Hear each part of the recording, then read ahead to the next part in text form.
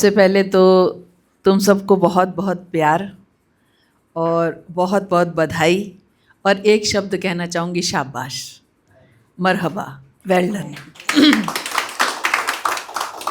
क्योंकि वसीम बरेलवी साहब का मुझे एक शेर याद आ रहा है अभी कि उसूलों पे जो आँच आए तो टकराना ज़रूरी है, उसूलों पे जो आँच आए तो टकराना ज़रूरी है, जो ज़िंदा हो तो फिर ज़िंदा नज़र आना ज़रूरी है।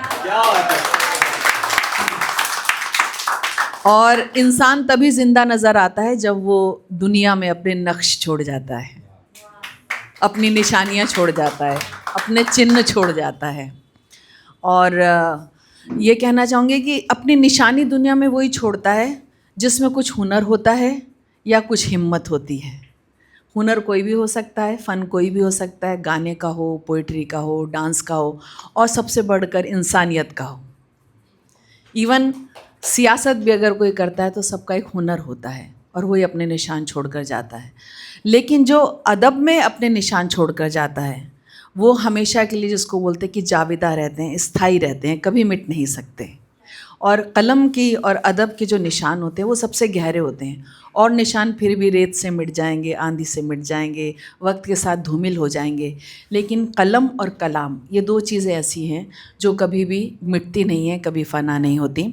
तो मुझे ये कहते हुए बहुत खुशी हो रही है कि तुम लोग इतने पढ़े लिखे हो, इतने अच्छी जगह पर जॉब कर रहे हो, जिसको कहना चाहिए कि एक मॉडर्न तुम लोग हो, इस युग में जी रहे हो। इसके बावजूद अगर तुम लोग पोइट्री कर रहे हो और तुमने इस हुनर को अगर चुना है तो इसका मतलब तुम्हें अपनी जो तहज़ीब है, अपनी जो संस्कृति है, अपनी जो मूल्य हैं, कद्र हैं, उनसे तुमको प्यार है।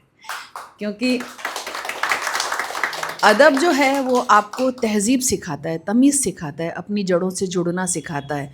और आधुनिकता आपके ज़हन से नहीं होती, केवल पहनावे से नहीं होती। आधुनिकता होती है आपकी सोच से, और आधुनिकता का मतलब हमेशा गलत नहीं होता। आप अपनी परंपराओं को लेके, अगर अपनी जड़ों को लेते हुए अगर आप अपडेट रहते हैं तो उसमें कोई बुराई नहीं, बल्कि उसको वक्त के साथ चलना कहते हैं।